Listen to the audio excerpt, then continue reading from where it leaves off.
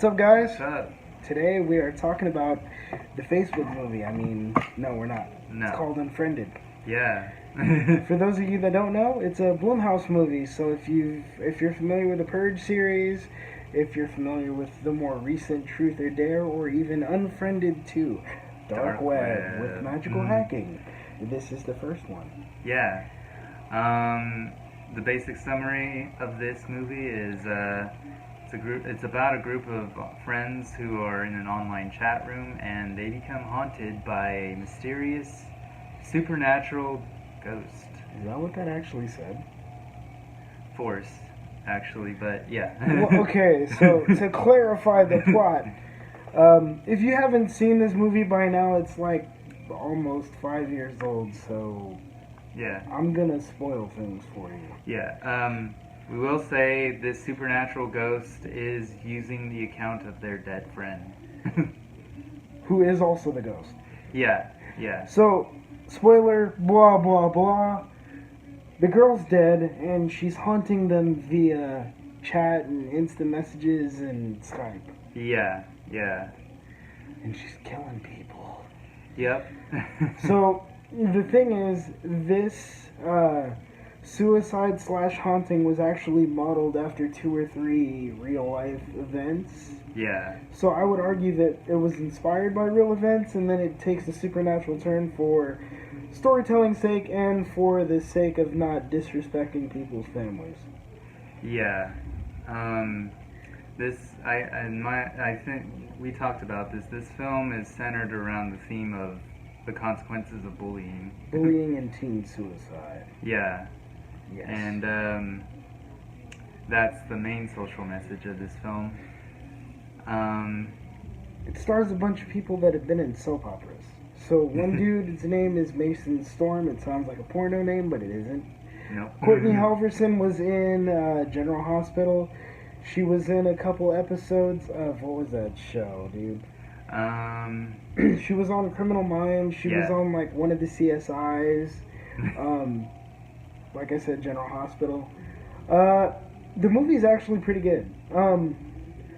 One thing I will say is that it's a found footage film. If you don't know what that is, think Blair Witch Project or the first Paranormal Activity. I would argue that the rest of them fuck it all up. I might do a review on the other Paranormal Activity movies at some point, because they're hilarious. Compared to the first movie, yeah. But anyway, we're not here to talk about Paranormal Activity, no. although it does have some similarities. Yeah. Blumhouse movies are what I would consider true to the spirit of American horror, in that American horror movies are typically driven by the need to, what's that word? Hyperbolize certain trends in American culture to kind of poke fun at them, make them more clear, and then provide some kind of worthwhile comment on that particular issue. So for, what was that movie? The other one. Some other horror movie. Like you were talking about Nightmare on Elm Street. Yeah, Nightmare on Elm Street, Night of the Living Dead, the first George Romero. For example, all of George Romero's early films, before they were remakes, were centered around the idea of wartime fervor, like the counterculture movement during the Vietnam era, and consumerism. Those were his 2 main themes, and that was his claim to fame. He admitted it readily, and he knew that he was a B-movie director, and guess what? People love them, and by people I mean people. Yeah. Like, I grew up on that. And he introduced me to that stuff. Oh, that's so sad. Yeah. But I'm cured now. I'm cured. I have rescued him from barbarism. Yeah, but no, I haven't. I'm a barbarian. Yeah, so Night of the Living Dead, even the first Halloween had a social message to it, and I think we've talked about this. I think a lot of modern horror films are missing that. Yeah, because they're gore fests, right? Yeah. The only true return to that, in my opinion, was the original Saw movie. Yeah. The rest of them veered with each successive film. But the original Saw movie was perfect as an example of what American horror typically does and what it's supposed to be. And I think Blumhouse, regardless of what you say about the rest of their movies in general, they stick to that hardcore. I think the dude really digs it. Yeah. So with this film, like I said, it's a found footage film. It takes place basically with screen recordings and dialogue delivered via Skype and Apple iMessage, basically. Yeah, and Facebook. And you would think that would automatically mean that it sucks. But the dialogue is fucking amazing. Yeah. It's great. I was like, this is how people actually talked. Even the way, because we are seeing through the eyes of one protagonist. Yeah, so we are experiencing the events through the eyes of who I would consider, after seeing the movie, the primary protagonist, Blair, because it's all her fault, essentially.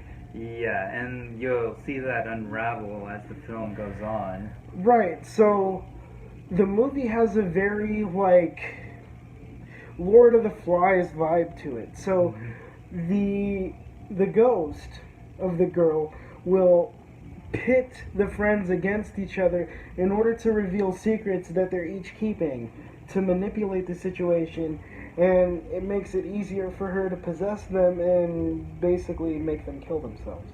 Yeah. One of the things I thought about was this was like I Know What You Did Last Summer, but through like a found footage. In a found footage format. Yeah. With a supernatural element, because I don't think I Know What You Did Last Summer had that. Yeah, I don't think so. It's been a while since it was last summer, so I don't remember what I did. Yeah. That was such a bad joke. I'm leaving it in. But yeah. If you've never seen that movie, I would recommend it. But yeah, that's what this film reminds me of. It's totally like that. Yeah. Where I think this shines as a Blumhouse film is it's one of their better written films. Like, it doesn't feel so fake. Not only because it's a found footage film trying to trick you into believing that it's real, but I think that the way that the dialogue is performed and written is actually some of the most top-notch dialogue I've ever seen in a Blumhouse picture.